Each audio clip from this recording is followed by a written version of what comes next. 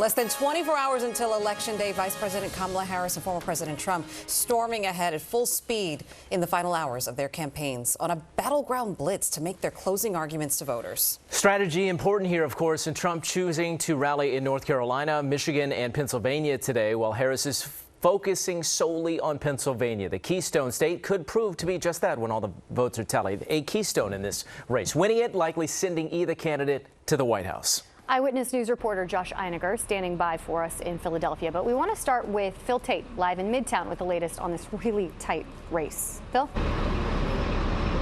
Danny, election week is here. More than 77 million Americans have already cast their ballots, and this as both candidates are preparing to wrap up their campaigns. But first, a final push for the White House after a very busy weekend. In what will be one of her final pitches to voters, Vice President Harris rallied in Michigan Sunday, focused on the future. I see a nation determined to turn the page on hatred and division and chart a new way forward. Alongside Arab American leaders vowing to end the war in Gaza, an issue that has fractured parts of the Democratic Party. We need to end the war, and we need to get the hostages out. And as President of the United States, I will do everything in my power to achieve that end and a two-state solution. Former President Trump visited 3 battleground states Sunday, pledging to tackle the economy and inflation, and making this promise while in Georgia about his administration if reelected. It's going to be so good. It's going to be so much fun. It'll be nasty a little bit at times, and maybe at the beginning in particular. In the closing stretch, Trump has used increasingly incendiary rhetoric against his political opponents and the press. To get me, somebody would have to shoot through the fake news, and I don't mind that so much. Earlier today on Good Morning America, House Minority Leader Hakeem Jeffries spoke about the closing arguments both parties have given as we get closer to Election Day.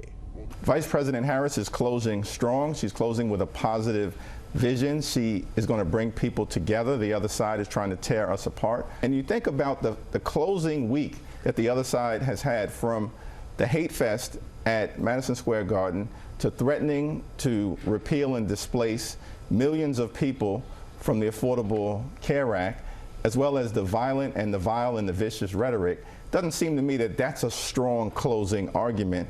Throughout the campaign, the two candidates have stayed deadlocked within the margin of error, reflected still in the latest and final ABC News ISPIS poll. But a new Des Moines Register poll shows Iowa, a state that has voted for Trump twice, in a surprisingly close race, with Harris leading months after the state's 6-week abortion ban went into effect.